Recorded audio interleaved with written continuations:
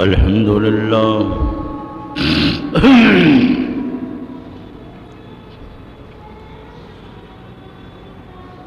الحمد لله نحمده ونستعينه ونستغفره ونؤمن به ونتوكل عليه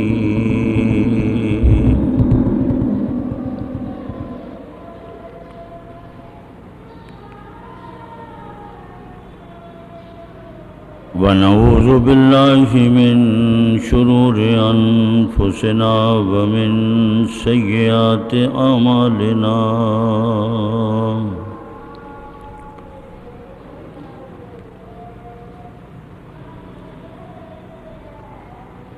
من يهده الله فلا مضل له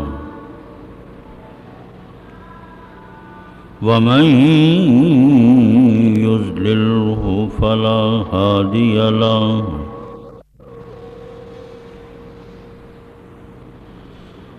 ونشهد أن لا إله إلا الله وحده لا شريك له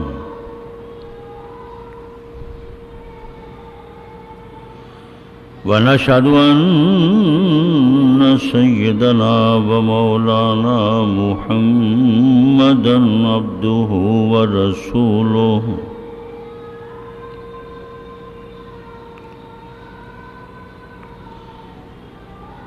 أما بعد فأعوذ بالله من الشيطان الرجيم بسم الله الرحمن الرحيم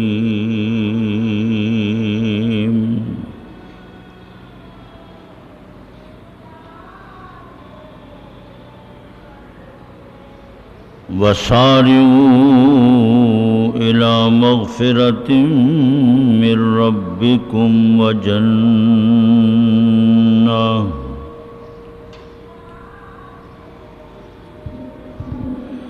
عرضها السماوات والأرض أعدت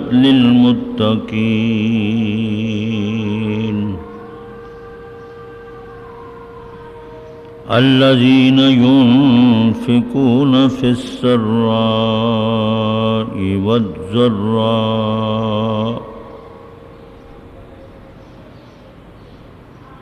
والكاظمين الغيظ والعافين عن الناس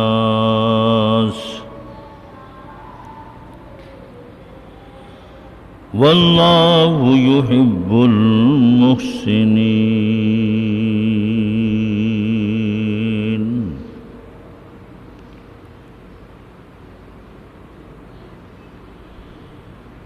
وفي مقام آخر فاستبقوا الخيرات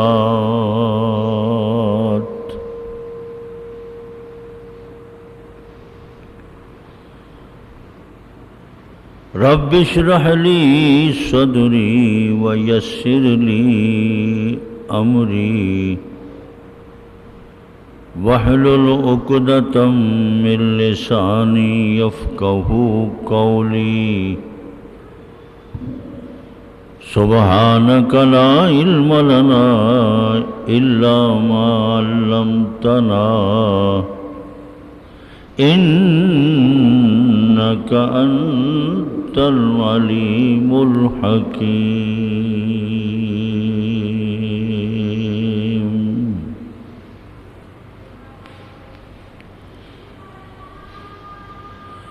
صدق الله مولانا العظيم وبلغنا رسوله النبي الكريم ونحن على ذلك لمن الشاهدين والشاكرين والحمد لله رب العالمين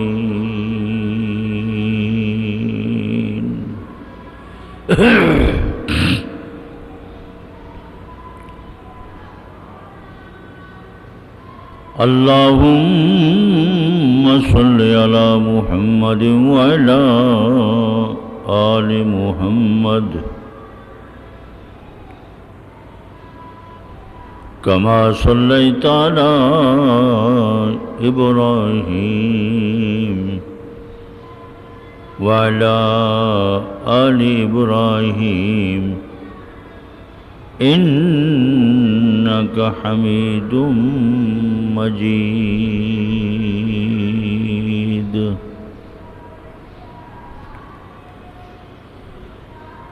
اللهم بارك على محمد وعلى آل محمد كما باركت على إبراهيم وعلى آل إبراهيم إنك حميد مجيد.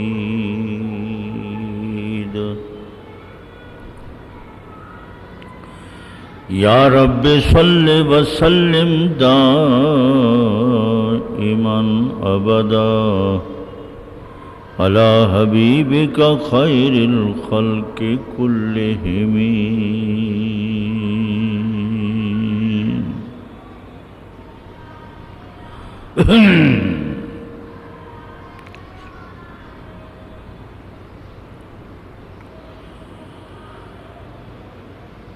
قابل صد احترام دوستو،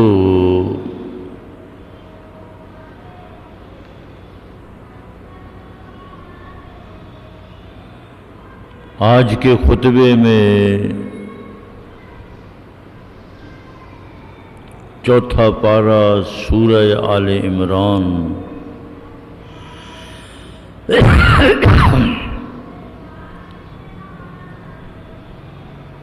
133 نمبر آیات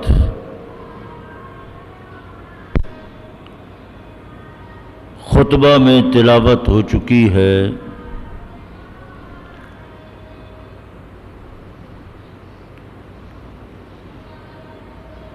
اس آیت کریمہ میں اللہ تبارک و تعالی نے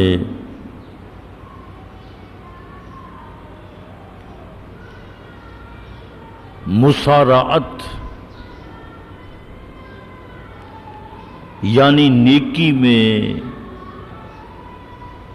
جلدی کرنا، نیکی کی طرف دوڑ لگانا، نیکی کی طرف سبقت کرنا. مسارعت کے معنی ہوتے ہیں جلدی کرنے کی.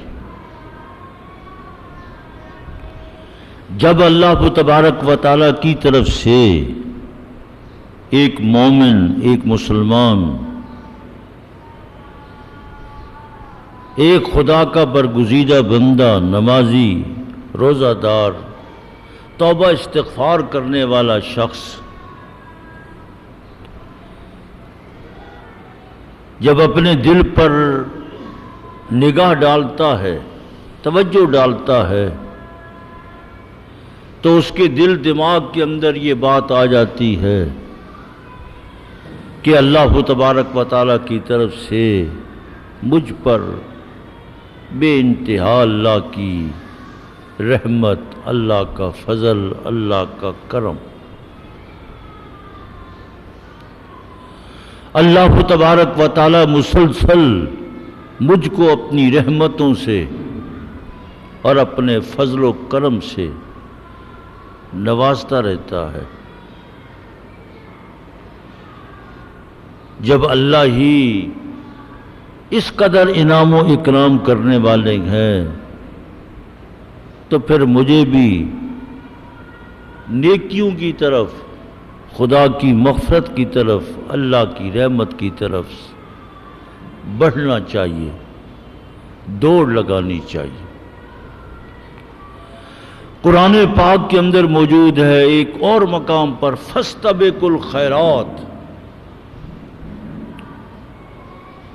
اس آیت کریمہ کا مطلب یہی ہے کہ خیرات کی طرف، نیکیوں کی طرف دوڑ لگاؤ، سبقت کرو.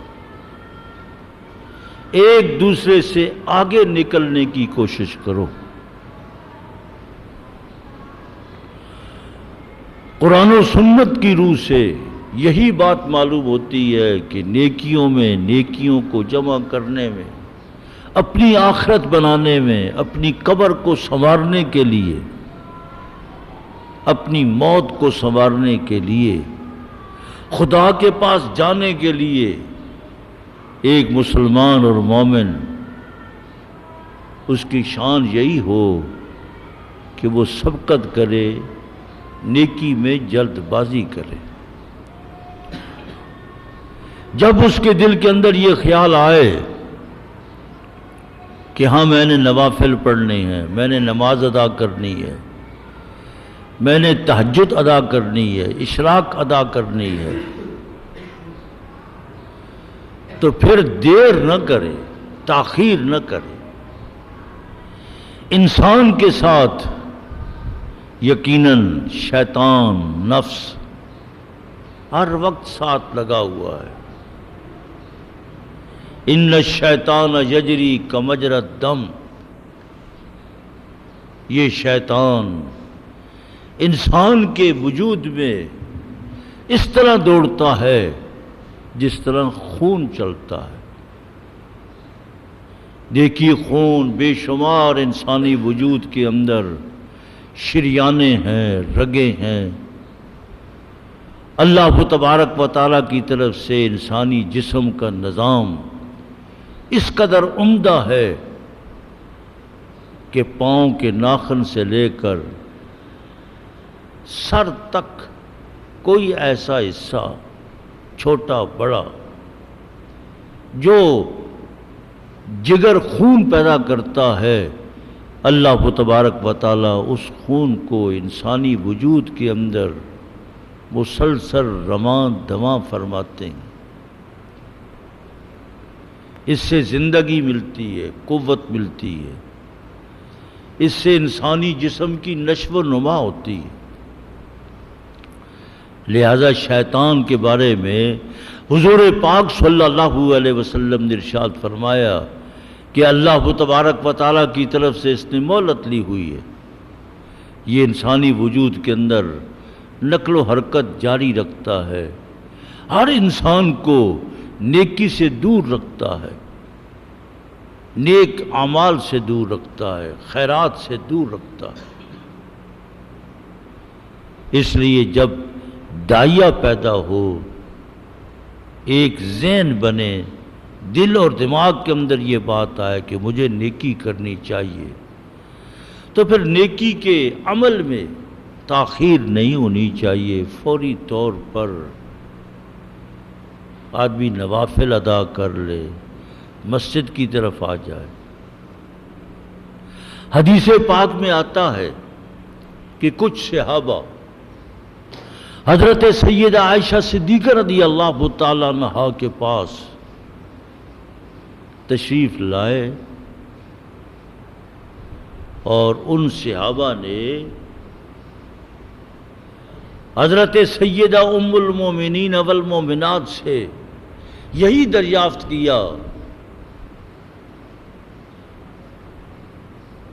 کہ حضور پاک صلی اللہ علیہ وسلم کے اعمال جو گھر سے باہر ہے، حجرات مقدسہ سے باہر، وہ تو ہمارے سامنے موجود ہیں۔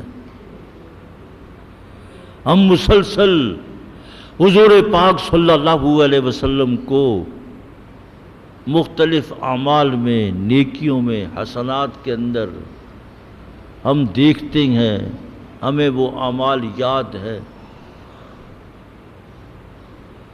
ہم آپ سے یہ پوچھنا چاہتے ہیں کہ آپ بتلائیں کہ جب حضور پاک صلی اللہ علیہ وسلم گھر کے اندر تشریف لاتے ہیں، اپنے اہل و عیال کے پاس، اپنی بیویوں کے پاس، حرم میں، تو آپ کا عمل کیا ہوتا ہے؟ آپ کا طریقہ کیا ہے؟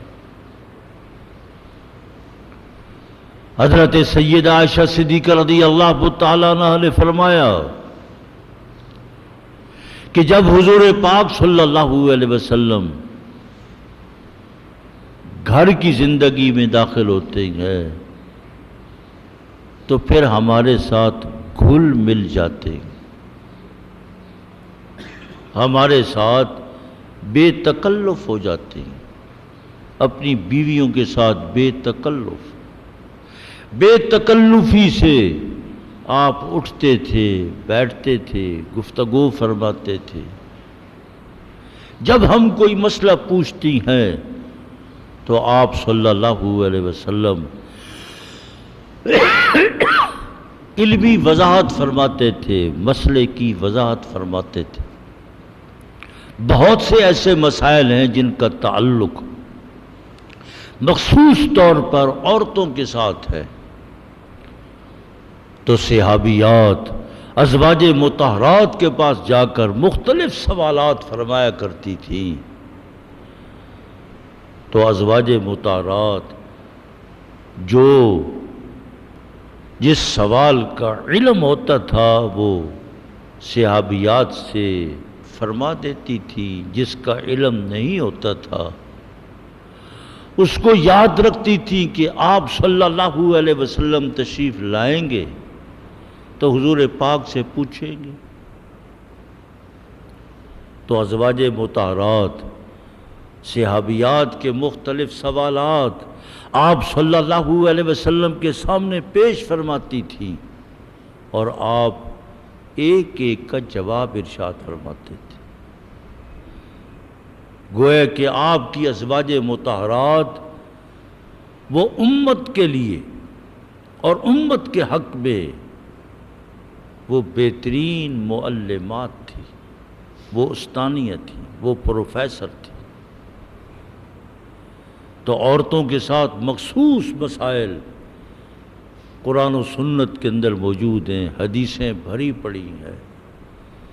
یہ سارا کا سارا ذخیرہ ازواج مطہرات کے واسطے سے آج تک امت تک پہنچا ہے، اور انشاءاللہ اسلام باقی رہے گا دائماً دائماً۔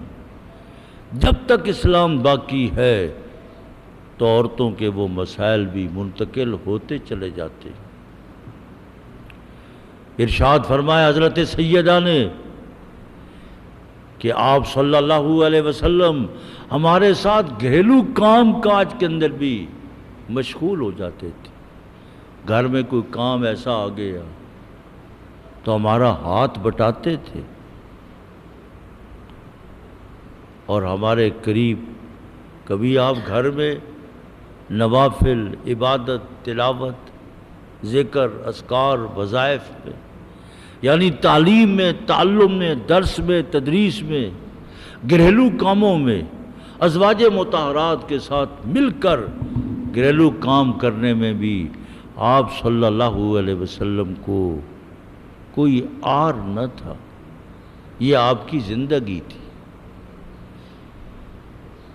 اور حضور پاک صلی اللہ علیہ وسلم کے بارے میں حضرت سیدہ عائشہ صدیقہ رضی اللہ تعالیٰ عنہ یہی فرماتی، کان خلقہ القرآن، آپ کی جو سیرت ہے، آپ کے اخلاق، آپ کے اعمال، وہ یقیناً جو قرآن ہے یہی آپ کا خلق تھا۔ چلتے پھرتے گھر سے باہر ہیں تو پھر بھی قرآن ہے، گھر کے اندر ہیں تو پھر بھی قرآن ہے۔ قرآن ہی آپ کی یہ زندگی تھی، آپ کا اسوہ حسنہ تھا، آپ کا عمل تھا۔ اس لیے اس آیت کریمہ میں، یہ سورہ آل عمران کی آیت کریمہ ہے، اللہ کریم نے اس میں صاف طور پر وَسَارِعُوا إِلَىٰ مَغْفِرَةٍ مِّن رَبِّكُمْ، جلدی کرو، جلدی کرو اس مغفرت کی طرف جو تمہارے اللہ کی طرف سے ہے، وَجَنَّةٍ، اس جنت کی طرف جلدی سے دوڑ لگاؤ، عرضها السماوات والارض، جس کا چوڑان آسمان اور زمین۔ دیکھیے جنت کا صرف چوڑان جو ہے اس کا قرآن پاک نے تذکرہ کیا.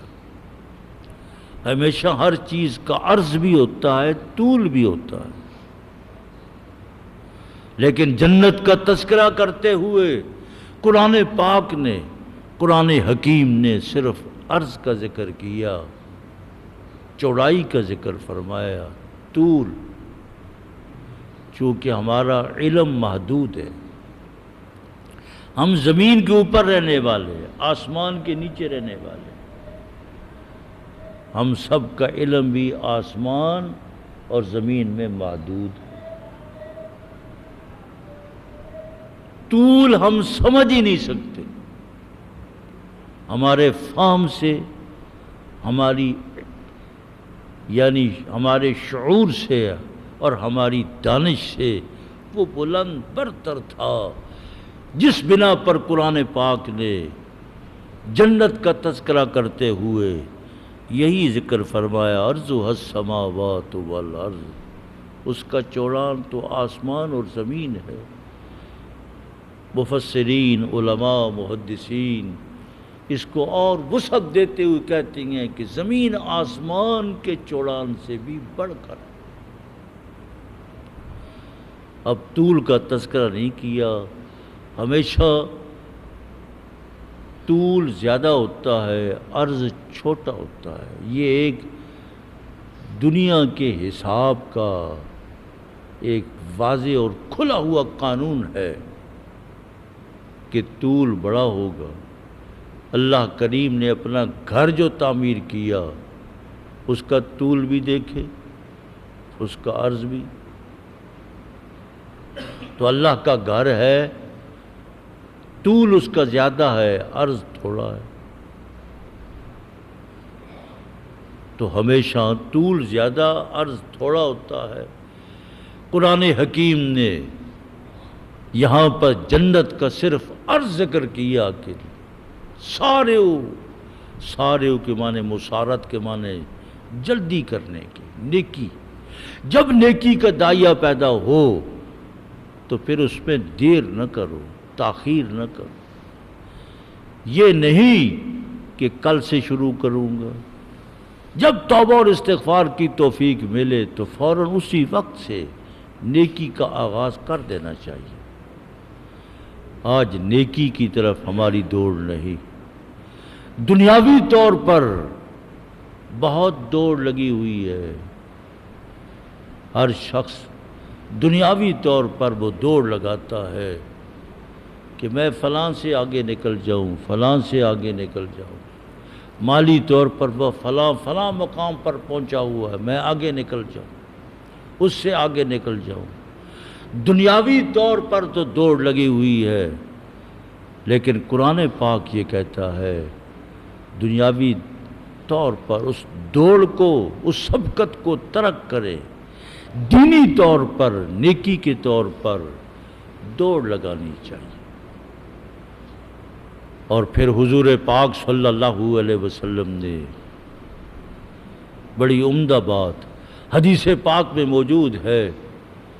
صبح کے وقت جو درس حدیث، درس مشکات ہوتی ہے، اس میں یہ بات گزر چکی ہے کہ دینی طور پر ہر مسلمان تے مومن وہ اپنے سے بڑے ہوئے آدمی کو دیکھے کہ دیکھو فلاں شخص 5 وقت کی نماز جماعت سے ادا کرتا ہے، مسجد میں سب سے پہلے آتا ہے. حضور پاک صلی اللہ علیہ وسلم کے بارے میں حضرت سیدہ عائشہ صدیقہ رضی اللہ تعالیٰ عنہا ذکر کرتے ہوئے فرماتی ہیں کہ ہمارے ساتھ حضور پاک مشغول رہتے تھے، لیکن جب اذان کی آواز آتی تھی تو اذان کی آواز آتے ہی بس حضور پاک صلی اللہ علیہ وسلم ہم سے پھر بیگانہ ہو جاتے تھے اور مسجد تشریف لے جاتے تھے. دیکھیے یہ حضور پاک صلی اللہ علیہ وسلم کا عمل ہے. اللہ پاک ہمیں بھی اذان ہوتے ہی مسجد کی طرف آنا چاہیے. مسجد جو ہے یہ اللہ کا گھر ہے، نیکی کی جگہ ہے. مسجد کی طرف آنا، مسجد سے محبت، ایک ایک قدم پر اللہ پاک نیکی عطا کرتے ہیں، گناہ معاف کرتے ہیں، درجے کو بلند فرماتے ہیں۔ جب نمازی مسجد کی طرف آتا ہے تو فرشتے اس کے پاؤں کے نیچے اپنا پر بچھاتے ہیں۔ کتنی بڑی بات ہے!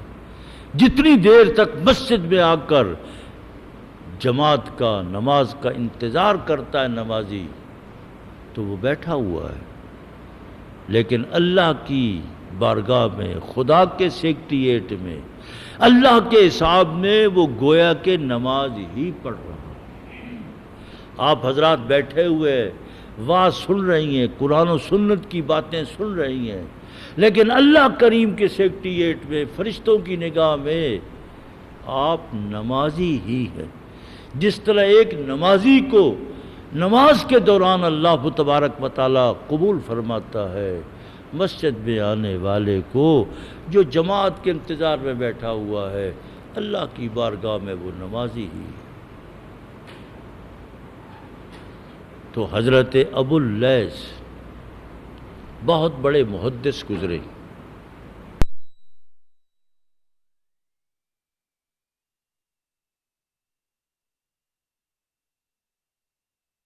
بہت محدث بھی تھے، فقیہ بھی تھے۔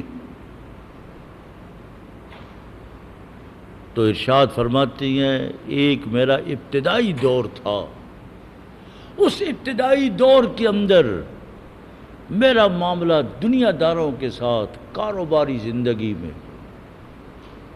جب کاروباری زندگی میں میرا معاملہ تھا تو میری وہ زندگی بے سکون تھی، پریشان کن تھی، کبھی مجھے سکون نہیں آیا۔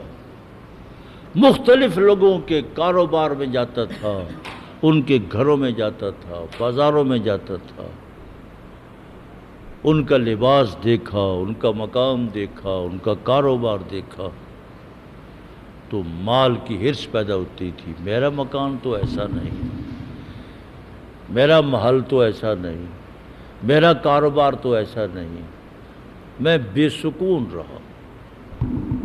اتنی زندگی میں نے کاروباری گزاری لیکن مجھے سکون نہیں آیا۔